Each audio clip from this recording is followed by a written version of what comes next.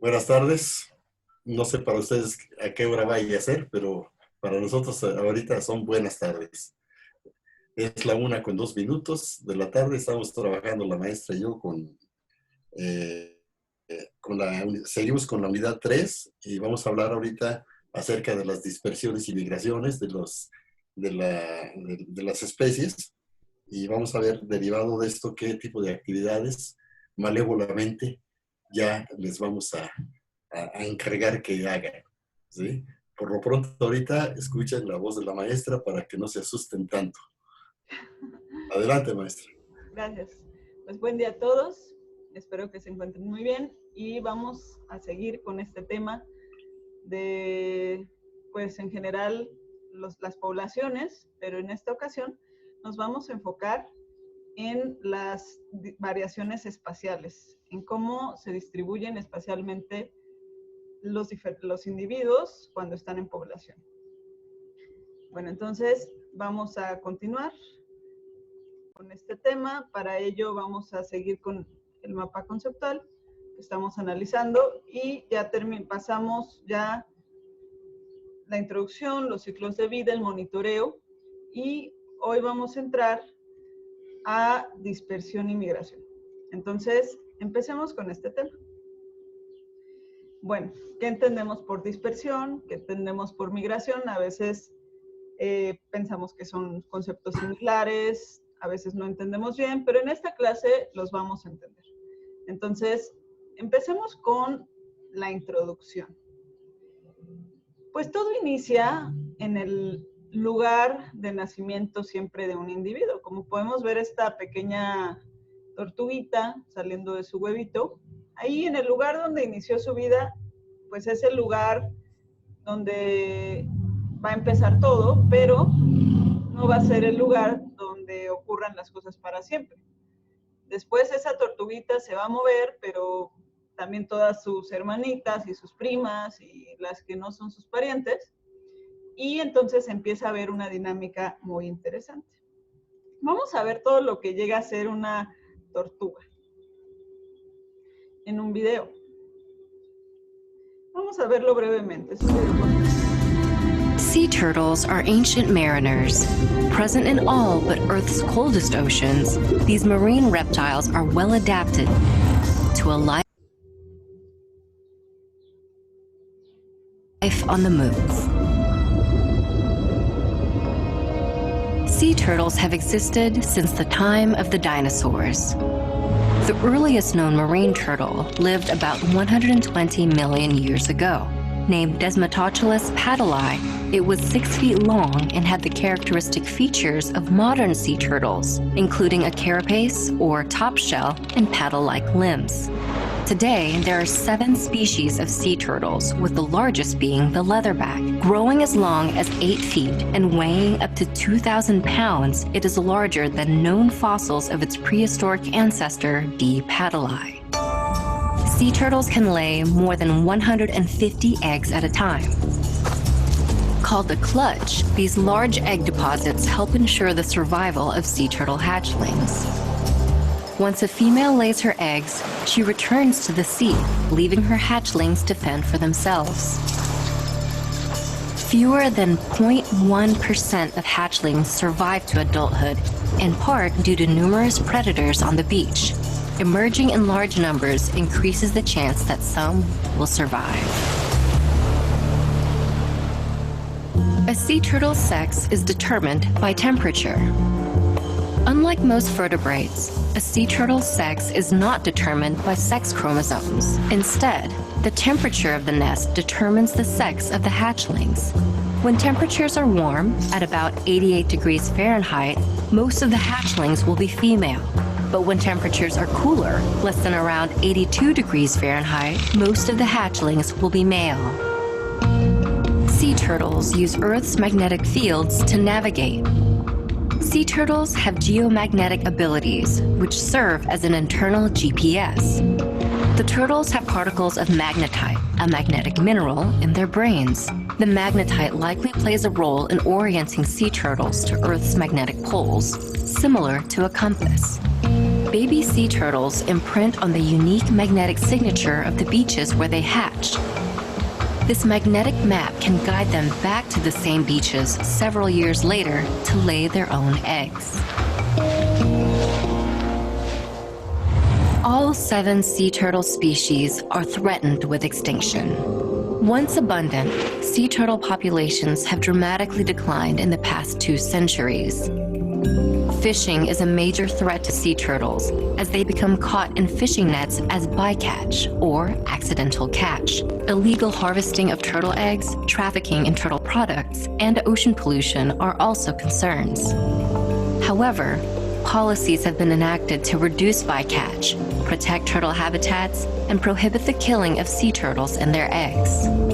By continuing this kind of intervention, humans can help stop the decline of sea turtles, helping keep these ancient mariners in the world's oceans.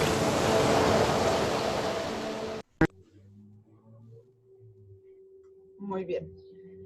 Entonces, ya empezamos a ver que las tortugas marinas andan por todos lados después de que nacen. Y entonces eso implica, pues, un gran movimiento que nosotros a veces no nos imaginamos. Pero si lo vemos eso a nivel de una población de individuos de la misma especie, por ejemplo, de estas tortugas, vamos a ver que van a formar unos patrones espaciales muy interesantes. Como en este caso, vamos a ver aquí.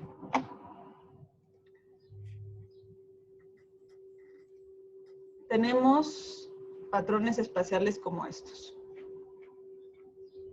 Seguramente los han observado en alguna clase de ecología anterior o de biología. Y bueno, tenemos esta distribución agregada o la distribución uniforme o la distribución aleatoria. Y aquí podemos ver también ejemplos en la naturaleza. Por ejemplo, ahí están las estrellas de mar en una distribución agregada, elefantes, en una distribución uniforme los pingüinos, algún arbusto por ahí, en una distribución más aleatoria, algunas plantas en una pradera, o algún diente de león, etc. Aquí les queremos poner un ejemplo que nos gustó mucho porque parece que nada más para esta clase, unas pequeñas orugas de mariposa se vinieron a meter a mi jardín. No sé exactamente si ya estaban aquí y aquí nacieron o llegaron con sus huevos, pero miren cómo tenemos este tipo de larvas de lepidóptero que están en un patrón agregado. Están juntas, ahí bajan a comer o no sé exactamente cómo sean realmente sus hábitos de alimentación y todo esto. Pero aquí tenemos una parte de esta pequeña población agregada. Y por acá, esta es otra imagen del mismo árbol. Acá estaban las otras más abajito y acá hay otras más en la parte superior del árbol. Entonces esto es en mi jardín. Al siguiente día ya no estaban las de abajo. Esto las vi el domingo de esta semana, digo de la semana pasada. El lunes ya no estaban las de abajo. Ayer ya no estaban todas estas, ya nada más quedaban estas de arriba. Y hoy ya nada más quedan 3 o 2.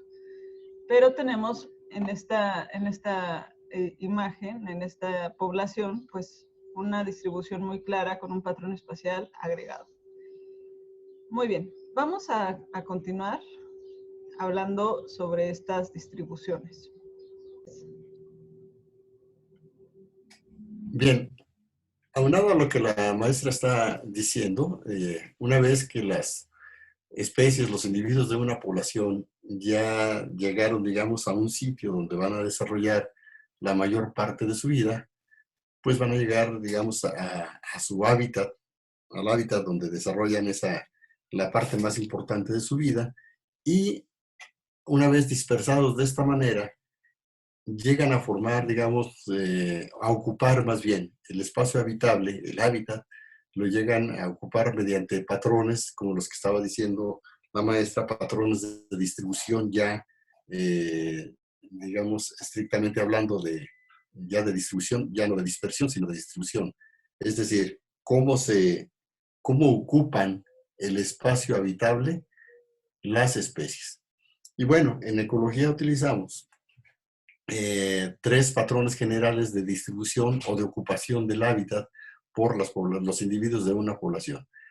Algo que se le conoce como un patrón aleatorio, o un patrón regular o uniforme, o un patrón agregado o amontonado, o también se le conoce en ecología como un patrón de contagio. Por eso, de contagio ahorita que está tan de moda, ¿no? Con esta enfermedad del COVID. Ustedes ya sabrán por qué se le llama de contagio, ¿no? Tenemos precisamente altas probabilidades de contagio. ¿Por qué? Porque estamos muy agregados los individuos de la población humana. ¿Ok? Bien, estos patrones de distribución se pueden describir probabilísticamente. En ecología utilizamos 2 modelos principales. Para el patrón de distribución al azar, se utiliza un modelo de probabilidad que se le conoce como modelo Poisson. Tal vez ustedes ya en su clase de estadística ya oyeron hablar de él, tal vez no. Bueno, entonces ese modelo de Poisson, o Poisson, como se pronunciaría en francés, que el nombre de esta distribución se lo debemos a un estadístico francés que se apellidaba así, Poisson, y no Poisson como se acostumbra a decir en inglés. Si se fijan, tiene doble S, Poisson se pronuncia. Bueno, entonces, este modelo probabilístico, si el conteo que nosotros tuviéramos de una especie, ese conteo que obviamente lo tenemos que hacer mediante un muestreo preliminar y ver, ¿cómo se llama? Si sacar una varianza, sacar una media, etcétera. Y podemos nosotros ese conteo preliminar tratar de ver si se ajusta a ese modelo de probabilidad. ¿Cómo? Va a haber un ejercicio más adelante en el cual les quedaría muy claro esto de los patrones de distribución explicados en términos de un modelo de Poisson, de aleatoriedad, o un modelo de agregación que lo describiría otro modelo de probabilidad que se llama de la binomial negativa. ¿Por qué utilizar estos modelos? Bueno, porque es importante para en las cuestiones de manejo biológico, por ejemplo, de plagas, tener, digamos, explicado y utilizar estos modelos en términos de poder nosotros calcular el número de muestras. Tiene implicaciones. A veces para nosotros no es muy aparente la distribución. Esto lo hemos hecho, por ejemplo, con lombriz. La distribución de la lombriz no es aparente para nosotros si están amontonadas y bueno, ahí tomamos la muestra, ¿sí? Pero ¿qué tal que vamos a un lugar donde no hay lombrices? Pues entonces, pues, no, ¿cómo saberlo? Pues entonces tendríamos que hacer primero un muestreo aleatorio, muestreo preliminar, ver si esos datos se nos ajustan a determinado modelo y en función de eso ya tomar cuántas muestras vamos a nosotros a tomar para hacer un muestreo representativo, y ya entonces en función de eso, teniendo la certidumbre de que nosotros tenemos una valoración o una estimación más o menos cercana, con cierto grado de certidumbre o cierto grado de error cercano a lo que pudiéramos nosotros tener en la realidad, pues entonces ya podemos nosotros tomar decisiones respecto a esas poblaciones a las que nosotros queremos ejercer algún medio de control.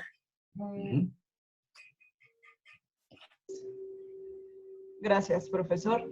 Pues ahora vamos a seguir hablando de estas diferencias entre dispersión y distribución y migración, porque a veces confundimos los términos. Entonces, ¿qué es la dispersión? Se difiere de migración.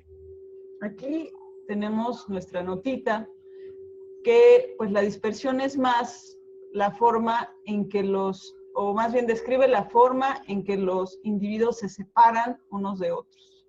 Por ejemplo, cuando las semillas se llevan de una planta madre a un lugar donde no están sus parientes o su planta madre. O cuando un león joven decide dejar a su manada para establecerse en su propio territorio y empezar a crear su propia manada. Entonces, ahí estamos hablando de un proceso de dispersión. Y para ello, vamos a ver un pequeño video que nos va a hablar exactamente de este proceso de dispersión en las plantas. Vamos a verlo. El agua les proporciona a muchas plantas la energía que necesitan para viajar. Siempre que las semillas tengan el equipamiento adecuado, puede arrastrar algunas muy pesadas y voluminosas. A orillas de muchos ríos tropicales se encuentra la mayor de todas las vainas de semillas, Entada gigas. Estas enormes vainas contienen uno de los viajeros vegetales de más éxito. Hay un surco entre cada una de las semillas de la vaina, de modo que cada una de ellas puede desprenderse independientemente junto con su envoltura correspondiente. Una a una las semillas emprenden su viaje. Esta parte de un pequeño río africano.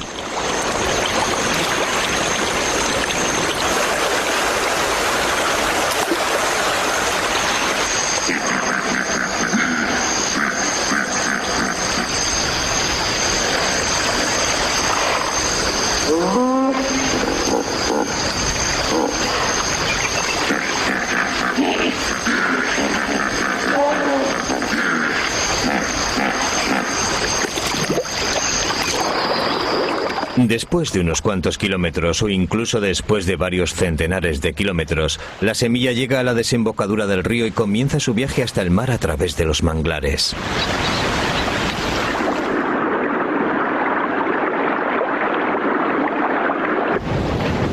Puede pasar entre grupos de islas y llegar a alta mar para ser arrastrada por las grandes corrientes oceánicas, a veces durante un año, y seguir viva.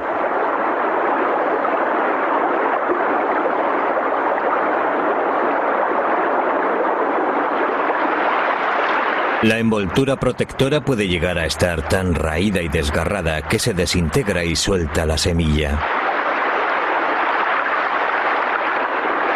Pero ni siquiera eso es un desastre, ya que la semilla flota por sí misma. Muchas se pierden en el mar, pero algunas llegan finalmente a otra costa, tal vez lejana. Esta ha llegado a una playa tropical del norte de Australia, pero no tengo ni idea sobre su procedencia. Puede ser de un árbol de la costa a solo unos kilómetros de aquí, o puede haber llegado de otro continente. De todos modos, es el mejor exponente de la distribución de semillas. Cada año llegan a las costas de Europa arrastradas desde el Caribe por las corrientes del Golfo. Allí la temperatura es demasiado baja para ellas, por supuesto, y raras veces germinan, pero siempre que lleguen a los trópicos es casi seguro que allí crecerán. Hay una justo al final de esta playa. Por lo tanto, algunas plantas distribuyen sus semillas por medio del mar, otras por el aire, pero de hecho la mayoría lo hace por medio de distribuidores vivos.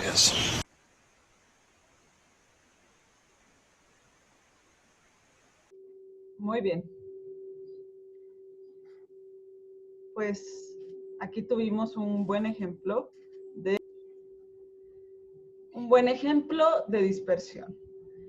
Entonces ahora vamos a ver que eso, pues es la dispersión. Cuando, o sea, qué viajesote se echa esa semillita para llegar o alejarse bastante de su planta madre, de la planta de la que nació, y va y se establece en un lugar muy lejano. en ese caso, pero a veces no tiene que ser tan lejos para hacer dispersión. Pero entonces, ¿cuál es la diferencia con migración?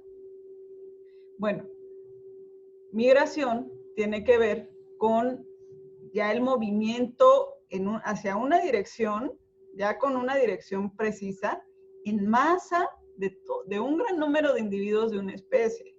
Y varias especies hacen eso, de un lugar a otro. Ustedes conocen varios ejemplos de esto. Entonces se puede hablar de un enjambre de langostas que se va moviendo hacia otro lugar. También pueden ser movimientos a menor escala, como los movimientos de los organismos intermareales, que se están moviendo de ida y vuelta 2 veces al día y están siguiendo el nivel del mar que les conviene más. Ya ven que el nivel del mar siempre está subiendo y bajando, entonces ellos van buscando siempre el nivel que más les agrada. Esos son los ejemplos de migración. Y aquí vamos a ver un ejemplo cortito de las cebras. Está interesante, vamos a verlo.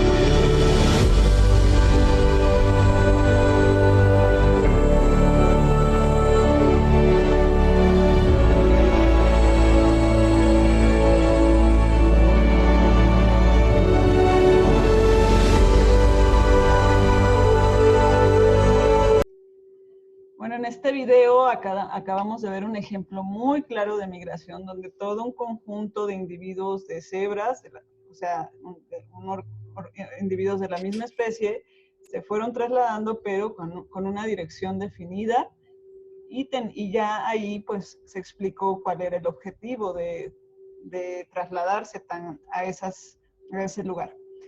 Entonces queda muy claro entonces la diferencia entre dispersión y migración. Ya nada más para meterle un poco de emoción a esta... ¡Ay! Mire, se cambió. ¡Ah! Perdón, problemas técnicos, pero aquí está lo que les queríamos mostrar, un poco de humor. Así, la expresión que hace un ave al regresar de su migración de invierno y ve que su árbol no ha sido tirado. ¿Cómo está mi rama favorita? Solamente para que nos vaya quedando más claro este concepto de migración. Seguramente ustedes también luego cuando llevan mucho tiempo sin estar en su casa y regresan, buscan luego a su perrito o un espacio de su casa que les gusta mucho. Así también seguramente los animales lo hacen. Ahora, algo interesante en cuanto a la dispersión y migración es que el patrón de distribución, la percepción que tenemos del patrón de distribución va a depender de la escala espacial a la que estemos haciendo la muestra. ¿Qué significa esto? Bueno, vamos a ver esta imagen donde se representa esto de forma muy clara. Aquí tenemos esta imagen. Y bueno, si nosotros tuviéramos una población, por ejemplo, de insectos escama, y esos insectos escama vivieran en una especie específica de árbol, Entonces, nosotros hiciéramos un muestreo en todo lo que tiene que ver con bosques y zonas donde no hay bosque, pues ¿qué patrón de distribución estaríamos obteniendo? Pues una distribución agregada. ¿Dónde estaríamos viendo que se agregan estos insectos? Pues en los bosques, porque ahí está el árbol donde se hospedan. Pero si nosotros hacemos la muestra solo en los bosques, ¿qué patrón obtendríamos? Pues igual un patrón agregado, un patrón de distribución agregado. ¿Por qué? Porque ¿dónde los encontraríamos? No en todos los árboles, sino en los árboles que hospedan a este insecto. Entonces, seguiríamos teniendo un patrón agregado. Ahora, si ya nos vamos a una sección del dosel de un árbol, ahí ya empezaríamos a ver una distribución más cercano a lo aleatorio, porque ya no vemos solamente en una parte del árbol y en otras no, sino que ya vemos dispersos o distribuidos en todos los árboles, digo, en todas las hojas del árbol. Ahora, en una escala aún más pequeñita, de 1 milímetro, a la escala donde ese insecto vive y hace su movimiento y todo esto, ahí él percibiría una distribución más uniforme. ¿Por qué? Porque todos ellos, al ir caminando para no chocar, se alejan o se evaden entre ellos, y entonces tendríamos una distribución más como esta, regular. Y debido pues a qué factores vamos a estar teniendo estas diferentes patrones de distribución en función de la escala, pues debido a las condiciones del hábitat. Por ejemplo, si el hábitat es heterogéneo, pues vamos a tener una distribución diferente a si el hábitat es homogéneo. Y también mucho va a depender de la conducta de la especie. Ahora, ya vimos que el patrón de distribución depende de la escala o de cómo estemos viendo la escala de muestreo. Ahora, ¿qué otra cosa importante hay que tener en cuenta cuando estamos hablando de dispersión y de migración y de distribución? También vamos a estar hablando de la diferencia entre densidad, promedio y hacinamiento. Esto es algo muy importante porque a veces nos vamos con la idea de que nada más por haber medido haber hecho una densidad promedio, ya podemos entender perfectamente a la población, y a veces no es tan sencillo eso. Porque, bueno, para empezar, ¿qué es la densidad promedio? Aquí tenemos esta imagen, ¿cita? Aquí lo vemos de una forma muy clara, pues es el total de número de individuos dividido por el total del tamaño del hábitat. Entonces aquí, por ejemplo, tenemos 20 individuos por cada 100 metros cuadrados, y aquí tenemos esos mismos 20 individuos, pero en 25 metros cuadrados. Donde tenemos una densidad más alta, pues obviamente en esta área más pequeña. Pero ¿qué pasaría si nosotros hacemos un promedio? Digamos que esta área estuviera pegadita aquí, pero aquí viven muchos porque tiene un patrón un poco más agregado aquí. Y entonces nosotros sacamos el promedio de esta densidad, pues nos saldría un número intermedio entre estas dos densidades. Nosotros podríamos analizar muy fácil esa densidad que va a afectar a la población igual. Tal vez no. ¿Por qué? Porque aquí los individuos van a estar más apretados que acá. Y aunque sacamos la densidad promedio, tal vez a veces eso no nos diga mucho cuando queremos entender cómo está afectando la densidad a una población. Entonces, por eso queremos entender que la densidad promedio es diferente al hacinamiento.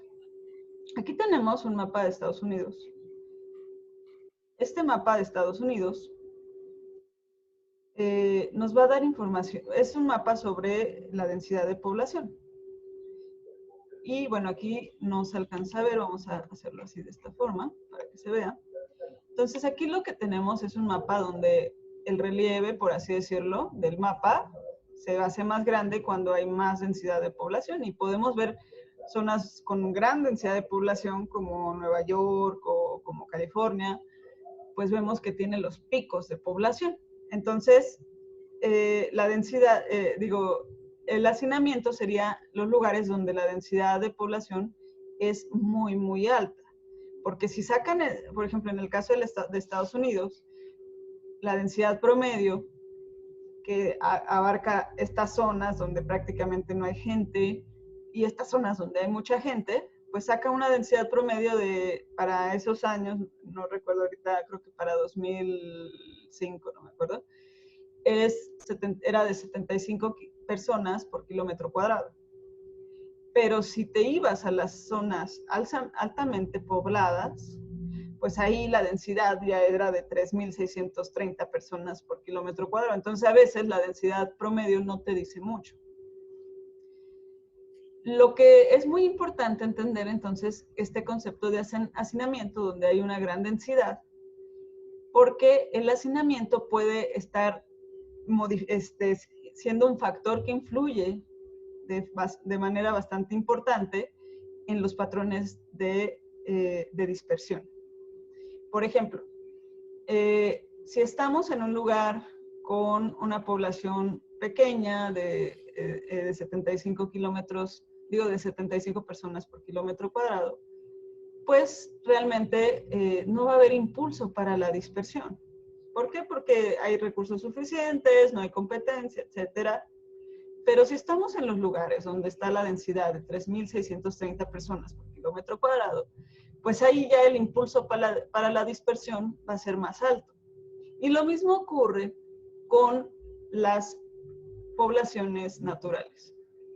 Generalmente hay un mayor impulso de dispersión en las comunidades densamente o con alta densidad, en las poblaciones con alta densidad, que en las que tienen menor densidad. Entonces, ese es el hacinamiento. Y bueno, el hacinamiento, como estábamos comentando, son fuerzas que impulsan, factores importantes que impulsan la distribución y la migración, y se puede estar siendo un indicador. Y bueno, en este momento, pues vamos a ver otro pequeño momento de humor, porque no queremos que ustedes tomen decisiones como estas.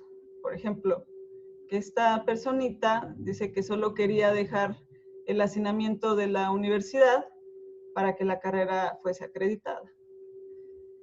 No tomen ese tipo de decisiones, por favor. Mejor busquemos otra forma de acreditar la carrera. Bueno, vamos a continuar. Muy bien, pues ahora vamos a ver qué tiene, bueno, la dispersión y migración, pero ahora desde el punto de vista que la dispersión determina la abundancia. O sea, la forma en que ciertos individuos se mueven hacia algunos lugares, pues va a determinar qué tan pocos hay en un lugar y qué tan muchos hay en otro lugar. Bueno, qué tantos hay en el otro lugar. Sin embargo, hay algo importante que decir, es que pocos estudios... ¡Ay! Se rompió un... Bueno, ahorita se acaba de romper un vaso aquí en mi estudio fotográfico y estudio de video, pero ya ni modo, vamos a continuar. Entonces, ¿qué tanto la dispersión? Vamos a ver cómo la dispersión determina la abundancia. Y lo que estaba comentando es que pocos estudios examinan el papel de la dispersión en la abundancia, más bien se centran en otros factores.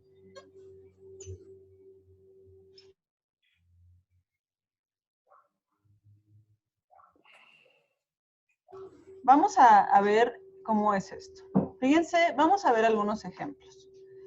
Este pajarito, que les voy a poner ahorita su sonido, miren, escuchen.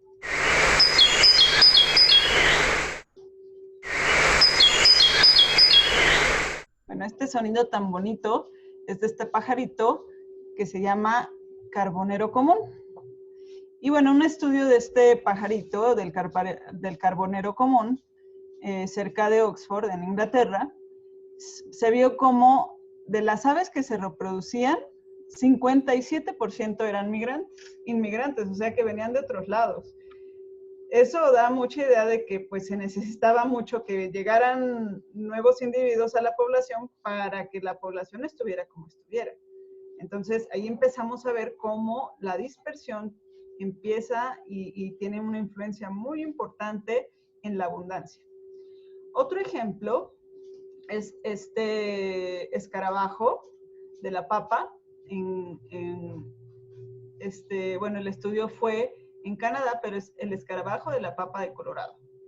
Y bueno, lo que se vio en este estudio es que de los adultos emergentes, 97%, bueno, había una tasa de migración del 97%, prácticamente todos se iban. Entonces, estamos viendo este papel tan importante que tiene la dispersión en la abundancia. Aquí un ejemplo más de otro escarabajo. Este es el escarabajo. Igual el escarabajo de Colorado, pero en Europa. Vean cómo se empezó en 1922 con un área muy pequeña de abundancia, pero poco a poco se fue dispersando y fue colonizando otros espacios, y ya en 1964 prácticamente toda Europa, y ya creo que ya llegan a Asia, estaba colonizada por este escarabajo. Entonces es muy evidente el papel de la dispersión en la abundancia. Aquí también otro ejemplo en Estados Unidos. Me gusta este ejemplo porque ya tiene que ver un poquito con historia, ¿no? Entonces, de la población de Estados Unidos, alrededor del 40% de los que viven en Estados Unidos, que son más de 100 millones de personas, tienen sus raíces en los 12 millones de inmigrantes que entraron por el puerto de la isla de Ellis. Ese puerto de la isla de Ellis funcionó, era un puerto muy importante ahí por la zona de Nueva York. De hecho, ese puerto llegaban las personas y lo primero que veían era la Estatua de la Libertad. Y entonces, por ahí llegaban muchos inmigrantes de Europa, de África, etcétera. Hasta hay una película sobre ese puerto. Yo no la he visto, pero vi un pequeño corte y me pareció interesante. Pero fíjense, llegaron por ahí 12 millones de inmigrantes de 1870 a 1920. Y esos 12 millones de inmigrantes ahorita conforman el 40% de la población de Estados Unidos. O sea, vemos lo importante que es este aspecto de la dispersión, y pues imagínense en México. Nosotros podríamos hacer ese análisis para México y decir, bueno, de los europeos que llegaron, de los africanos que llegaron, ¿cuántos ahorita componen a esa población? De hecho, ahorita hay un movimiento como muy importante, ¿no? De los afrodescendientes. Bueno, entonces, ahí empezamos a ver la importancia de la dispersión en la abundancia. Ahora vamos a ver la dispersión como invasión. Esto también es interesante, porque pues la dispersión, como dice aquí, el papel más importante que juega la dispersión en una población es llevar a los organismos allí, en primer lugar. Entonces, ese es un papel muy importante de la dispersión, pero a veces también invaden otros espacios. Y aquí vamos a ver un pequeño video de unos monos invadiendo un espacio humano. Este es un video muy cortito, no lo vamos a ver.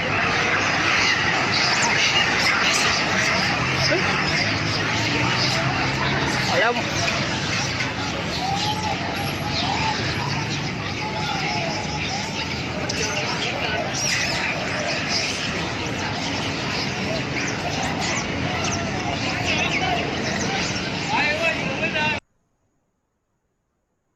Bueno, la explicación que da la noticia que subió este video es que, bueno, fue a raíz del coronavirus que estos monos estaban acostumbrados a que los turistas les dieran de comer. Iban y les daban de comer. Y como dejó de haber turismo, pues como que se fueron a buscar a ver quién les daba de comer y pues llegaron y hicieron aquí una invasión. Vamos a ver un ejemplo en la naturaleza de parches vegetales. o parches de vegetación. Entonces, aquí lo que tenemos es un mapa donde se ve, pues, se estudiaron 116 parches de vegetación de brezales. Estos son los brezales. Así se ven más o menos las plantas de los brezales. Y fueron estudiados esos 116 parches de brezales en el sur de Inglaterra y se estudió cómo fueron invadidos por matorrales y especies de árboles en el periodo de 1978 a 1987. Aquí se ve cómo las poblaciones de matorrales y árboles fueron incrementando, son las manchas verdes, mientras que las manchas como naranjitas son donde ya no hubo cambios, sino que se quedó, cuando llegó esa especie ya no siguió aumentando. Y en lo rosita, que es espacios muy pequeñitos, pues es donde llegaron, pero su población decreció. Pero lo que podemos ver es que lejos de que llegaron y no fueron un problema, más bien siguen creciendo esos matorrales y especies de árboles invasores, y pues se esperar que va a estar desplazando la vegetación de brezales. ¿Cuáles fueron los factores más importantes? Pues las condiciones que se adaptaban muy bien para que se desarrollaran más estas especies invasoras. Y bueno, todo inició con pequeños actos de dispersión cuando llegaron esas especies invasoras. Y bueno, aquí vamos a volver con un poquito de humor. A ver qué les parece Pues aquí un amiguito que encontró un muy buen lugar y dice, aquí está todo muy bien, tenemos los recursos indicados, casi como esas especies de matorrales y árboles allá en Inglaterra, vamos a invadir este terreno. Más o menos así piensan esas especies que encuentran las condiciones ideales. Y bueno, además, ¿qué más podemos hablar sobre abundancia? Bueno, pues que la dispersión es dependiente de la densidad, pero también puede ser inversamente dependiente de la densidad. O sea, aquí lo que estábamos diciendo es que, bueno, cuando estábamos hablando del hacinamiento, estábamos diciendo que la dispersión, cuando hay una gran densidad, entonces los individuos tienden a dispersarse, a migrar. Más bien a dispersarse. Pero a veces también puede ocurrir el fenómeno contrario. Puede ocurrir que en las poblaciones muy pequeñitas haya más dispersión. Y eso se vio, por ejemplo, aquí tenemos este ejemplito. Vamos a verlo en grande.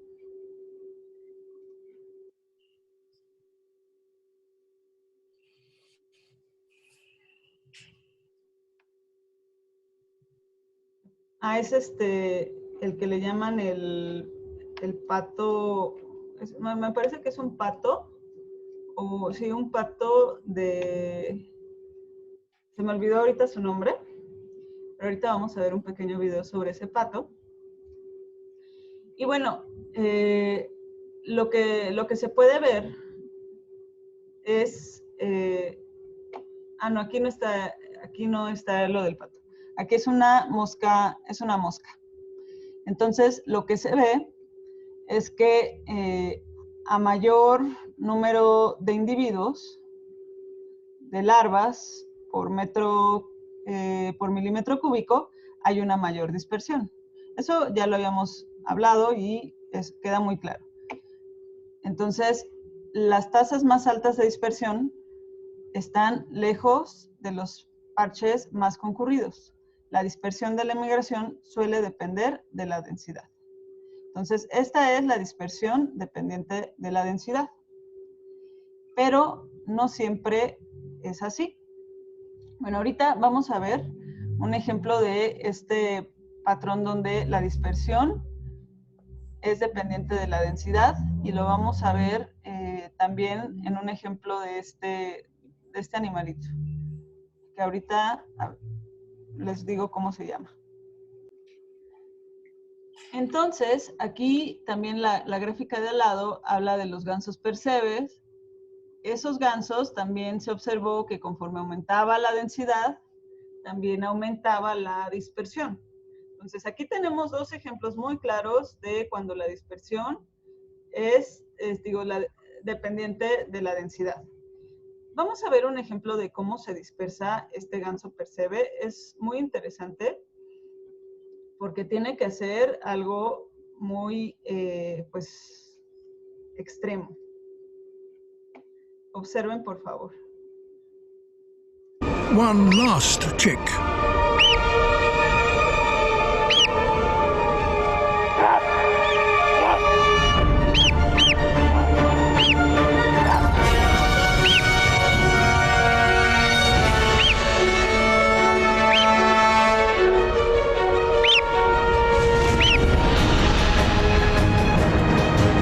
Perfect launch and a controlled drop. This is as good a descent as it's possible to make.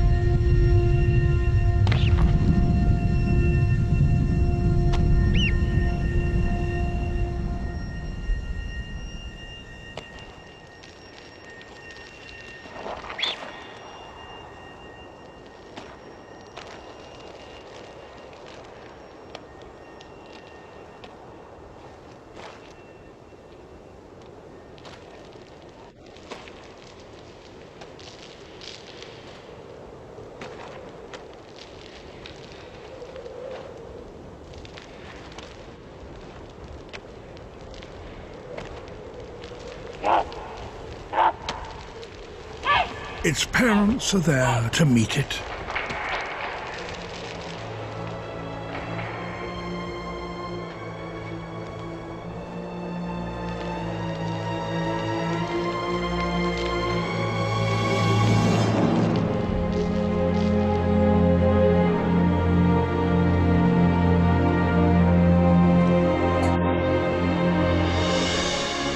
A little dazed, perhaps, but all in one piece.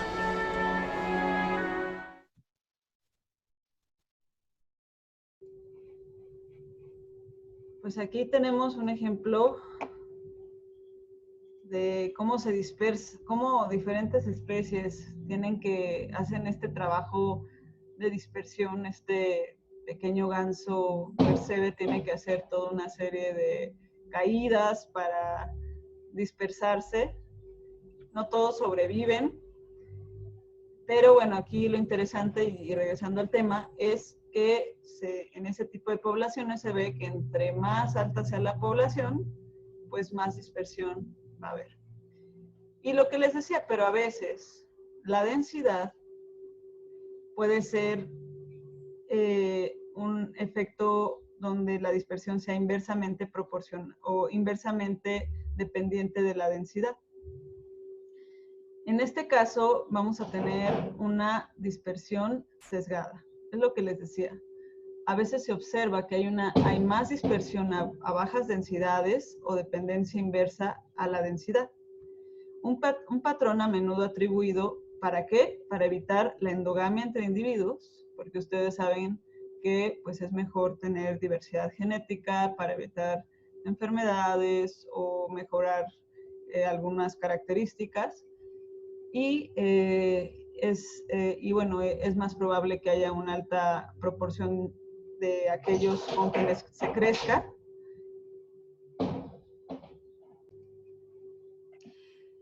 Entonces, se va dando esta situación donde en los lugares donde la densidad es baja, entonces hay una mayor dispersión. Puede ocurrir también que los inmigrantes y los emigrantes influyan también en la composición de la población, no solamente en el número de la población, sino en la composición, en las edades y en los sexos. Por ejemplo, los que se dispersan normalmente son los jóvenes y los machos, porque pues ellos generalmente se mueven más que las hembras. En mamíferos, por ejemplo, se tiende a este tipo de situaciones donde sí están los prejuicios de edad y sexo, o sea, en específico hay más dispersión de machos y de individuos jóvenes, y se ve perfectamente estas fuerzas de evitación de la endogamia y evitación de la competencia, y todo esto se ve como un factor importante para propiciar la dispersión. Un ejemplo es este ratón cola gris, donde se vio que el 87% de sus machos juveniles y el 34% de sus hembras juveniles se dispersaron dentro de las 4 semanas de captura inicial a bajas densidades. O sea, a bajas densidades hubo un gran índice de dispersión, y también después ya hubo el 16 y el 12% que se dispersaron ya en otro momento, pero también a bajas densidades. O sea, no tuvo que cambiar a otra densidad para que pudieran dispersarse. En bajas densidades ellos se dispersaron.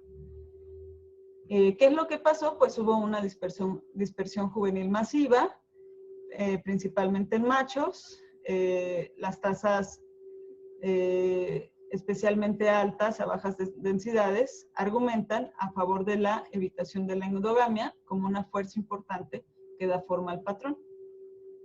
Y bueno, aquí ya nada más para volver a darle otro giro a este video, pues este pequeño meme donde es mala la endogamia, pues claro que sí, grupo de cuates que dirigen una empresa o institución, y pues eso pasa mucho en México, que traes a tus cuates y lo malo es que a veces todos son de la misma profesión o todos no saben hacer lo que se ocupa y pues llega a haber problemas. Entonces, claro que es mala la endogamia. Bueno, y ya por último, pues vamos a ver el tema de migración. Aquí ya lo introdujimos hace rato, solamente aquí vamos a precisar que pues estos movimientos masivos de poblaciones casi siempre son de regiones donde el recurso alimentario o el recurso está disminuyendo a regiones donde es o será abundante para la progenie. Entonces, más o menos así es como se dirigen estos movimientos. Y aquí tenemos un ejemplo de las plantas planctónicas que en el día viven en las capas superiores del agua de los lagos, donde la luz es más abundante para la fotosíntesis y es más brillante, pero por la noche bajan a las profundidades que tienen más nutrientes. Más o menos hacen un ciclo como esto. En el día están aquí y en la noche bajan. Entonces en el día crecen las sustancias de sus vacuolas, de sus cloroplastos o sus productos fotosintéticos, y en la noche los usan y llenan sus vacuolas con las sustancias que absorben, con los nutrimentos que absorben de más abajo. Bueno, otro ejemplo son los cangrejos, que ya habíamos hablado de los organismos intermareales. Y bueno, los cangrejos todo el tiempo están siguiendo el suministro de sus alimentos, que es arrastrado por las olas, y entonces están en ese movimiento constantemente. Otro ejemplo de migración a escalas de este tipo es la transhumancia, que hacen algunos movimientos de vez en cuando, a escalas más largas, que hacen algunos movimientos para cambiarse de estación. Entonces, por ejemplo, escalas más largas, algunos pastores hacen eso, de que mueven sus rebaños de ovejas y de cabras a los pastos de montaña en verano, y nuevamente hacia abajo en otoño para ir rastreando los cambios estacionales en el clima y también para suministrar alimentos para su rebaño. Aquí vamos a ver un pequeñito video sobre esto de la transhumancia en España.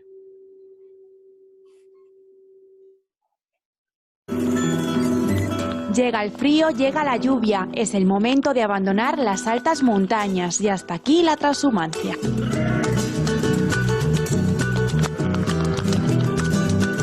Manolo, buenos días. Ya a pocos días de comenzar el camino, ¿no? Ya estamos con los preparativos para el viaje. ¿Cuántos días nos quedan para salir? Pues si no pasa nada, el día 1. ¿De Vega del Codorno hasta dónde? Pues hasta el Valle de Alcudia, hasta Mestanza. ¿Cuántos días? 23, 24 días. Este año, bueno, llegan las lluvias, pero llegan un poquito tarde, ¿no? La verdad es que sí. Aquí mismo empezó muy bien, pero falló la lluvia y empezó a secarse el campo y se paró. Y bueno, pues ahora podían estar con pastos suficientes y así está la cosa muy justa. 1.600 ovejas iniciarán camino al sur y aunque el agua venga tarde siempre es bienvenida, pues es la mayor preocupación de estos pastores. Bueno, en el camino a abrevaderos se pueden contar con los dedos de una mano, muy pocos. Tenemos que ir ayudándonos con ayuntamientos, con explotaciones ganaderas que tocan a la vía pecuaria. En 2017, de hecho, tuvisteis que subir en camiones por la sequía. Sí, claro, y nos daba miedo porque la primavera fue muy seca, el no haber agua, una pega muy gorda. Llueva, nieve o haga sol, les espera un duro camino, por eso hay que preparar bien al ganado. El ganado que hay más flojo, ovejas que han parido, las traemos aquí, les ponemos de comer. Les echamos maíz, taco de alfalfa y avena. Y patatas veo que también hay en el suelo, ¿no? Sí, las patatas son de aquí, de un amigo del pueblo, y ellas se las comen. Pues bien buenas, como para no comerse. Tú verás, no, de hecho que no dejan ni una. Sí.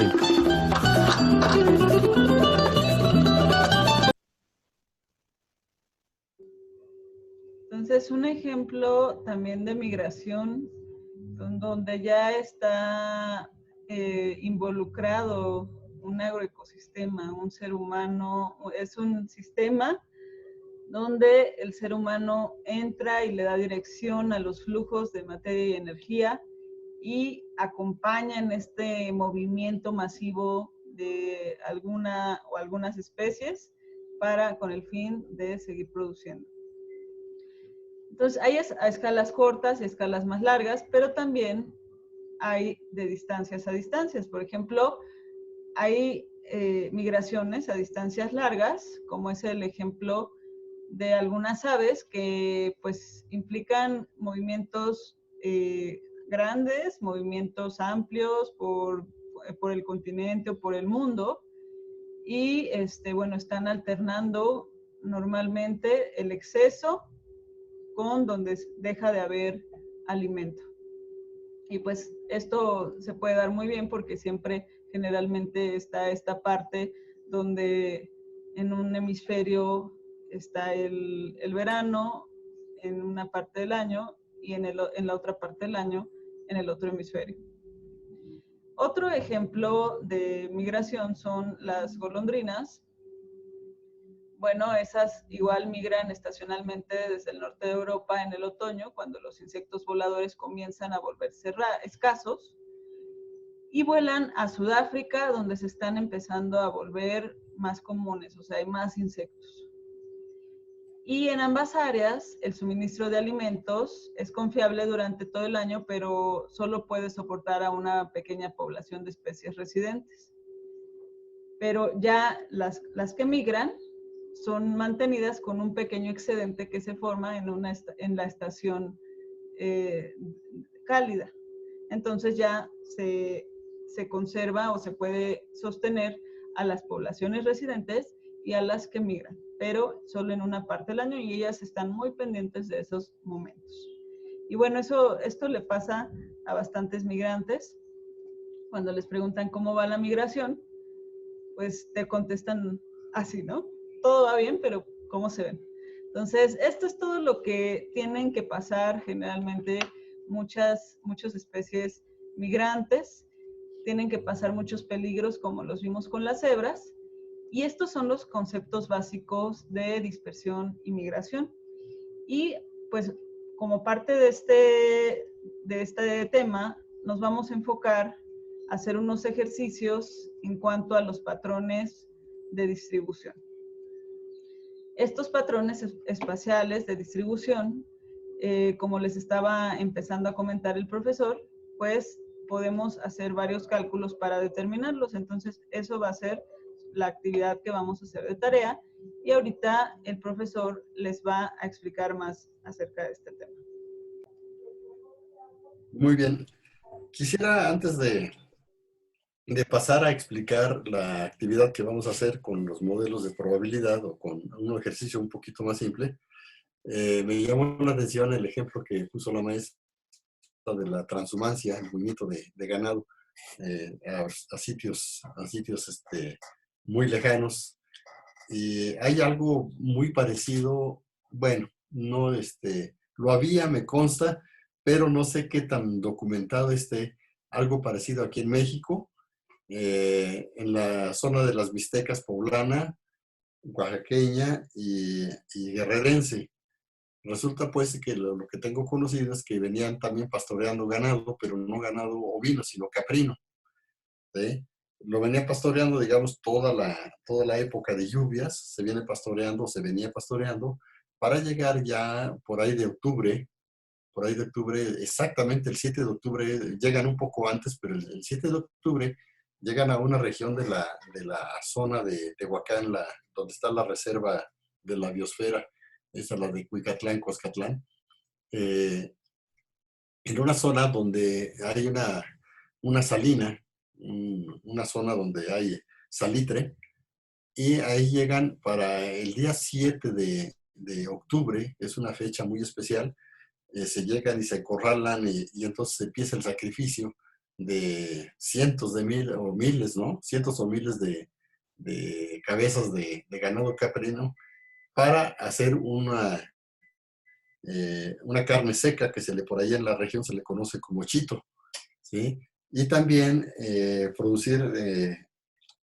cocinar el famoso mole de cadera, que es muy apreciado por allá, por esta región de Tehuacán. Nada más para platicarles, ¿no? Cada plato les cuesta como 400, 500 pesos actualmente. No sé qué tan documentado esté esto, si se siga llevando a la práctica, pero bueno, de esto me consta de hace varios años. Y nada más, ahora sí como aporte cultural a este ejemplo de migración. Muy bien, vamos ahora a explicar muy brevemente, porque esto ya esperamos, la maestra y yo esperamos que sea todo explícito en la actividad, tal como se las estamos subiendo. Esperemos que sea claro lo que queremos. Cuando una especie, una población, está establecida ya en su hábitat, pues entonces va a tener o a presentar patrones de distribución. A veces estos patrones de distribución son muy evidentes para nosotros, ¿no? Pero otros no son. Les ponía hace rato el ejemplo de la lombriz de tierra, que si nos interesara pues un estudio sobre ella, pues tendríamos que captar o ver una manera de percibir ese patrón de distribución para evitarnos el trabajo de estarlas contando o de estarlas muestreando. Entonces, esos patrones, les repito, podrían ser muy evidentes. Hay otros que no tanto.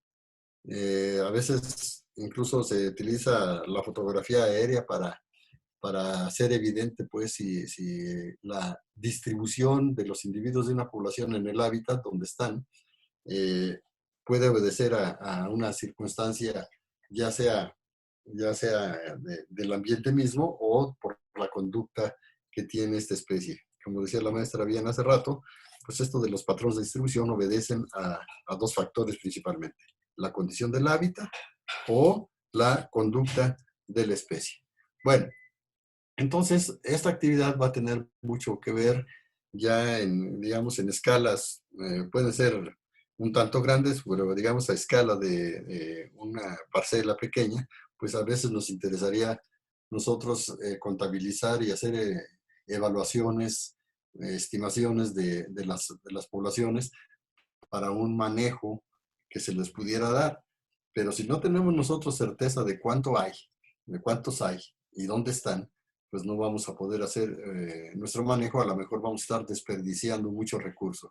Entonces es importante conocer estos patrones de abundancia para hacer una mejor estimación de la abundancia. Bueno, entonces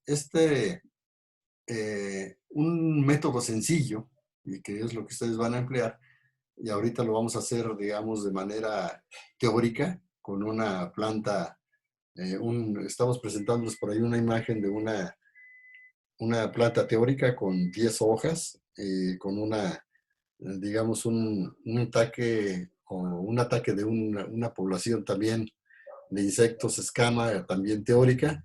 Y entonces estamos presentando, digamos, 3 plantas con 10 hojas, pero con una distribución de insectos escama que vienen aquí representados por el número de insectos que van en cada hoja, de diferente forma, en esta distribución. Entonces, de esto, ¿qué es lo que vamos a hacer? Bueno, entonces lo primero que van a hacer es agarrar esos datos primero y agruparlos en frecuencias. Después van a calcular ustedes su media y su varianza, ¿sí? Y de acuerdo a estos datos, ustedes van a calcular algo que le llamamos en ecología índice de dispersión. Y ese índice de dispersión es una relación o una proporción entre la varianza y la media. En este caso ya va a ser la varianza y la media muestral, ¿sí? Y bueno, ¿qué relación están guardando? Bien, ese patrón aleatorio tiene mucha relación con esto. Si esa relación, proporción, razón, varianza media es igual a 1, entonces estaríamos hablando de un patrón aleatorio. Para que este patrón aleatorio pudiéramos nosotros encontrarlo, tendríamos que ver que se cumplan 2 hipótesis, que son las que hacía referencia ya de otra manera la maestra. Una, que la condición del hábitat sea homogénea y que la presencia de un individuo no afecte la presencia de otro. Entonces, es como pudiera darse este patrón aleatorio de distribución en el hábitat. Bueno, si esa razón, proporción o razón, son sinónimos todos, de la varianza media es mayor a 1, entonces estaríamos hablando de una distribución de esos organismos en ese hábitat, una distribución en agregados. Si este mismo índice de dispersión es menor a 1, entonces estaríamos hablando probablemente de una distribución más homogénea u ordenada. Bien, entonces ya con estos valores vamos a pasar a calcular precisamente ese índice de dispersión, ver qué valores alcanza. Vamos a utilizar otros índices de dispersión, como por ejemplo también se llama el índice de Green, así se le conoce. Están las formulaciones, se les van a dar en un documento, y están los valores que pueden tomar y para decir, ¿cómo se llama? Si una población tiene un patrón aleatorio o un patrón en agrupados o agregados o un patrón uniforme. ¿Ok? Bien.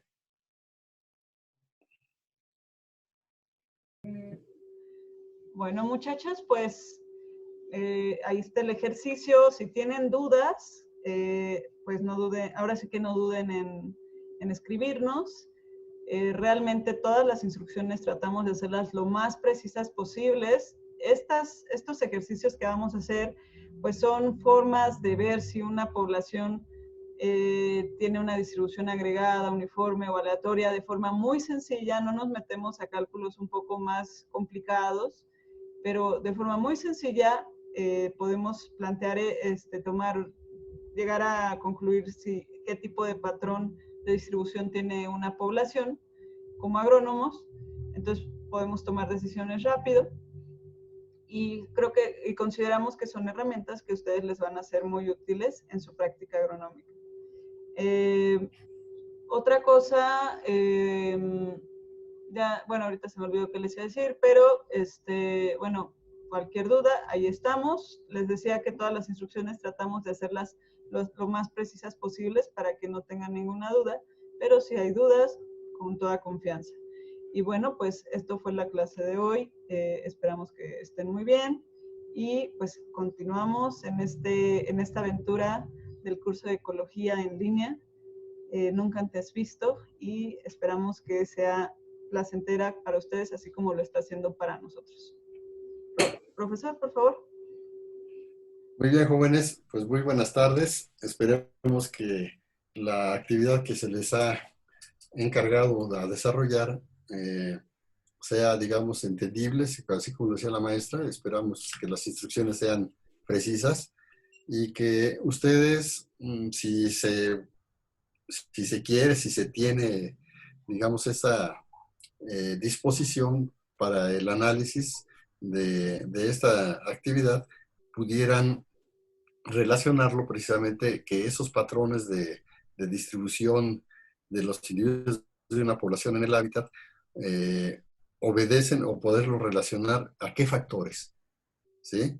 A qué factores ustedes pueden agarrar como ejemplo cualquier especie, y si quieren, pues pueden interpretarlo en ese sentido. ¿A qué obedece el patrón de distribución de esta población? ¿Sí? ¿A un factor físico, un factor químico, un factor biótico? ¿A qué? Y entonces de esta manera ir empezando ya a conectar ideas entre sí, porque esto, explicándonos las razones de los porqués, es como vamos a ganar conocimiento sobre nuestra actividad ya profesional. ¿Ok? Bueno, pues muchas gracias y buenas tardes.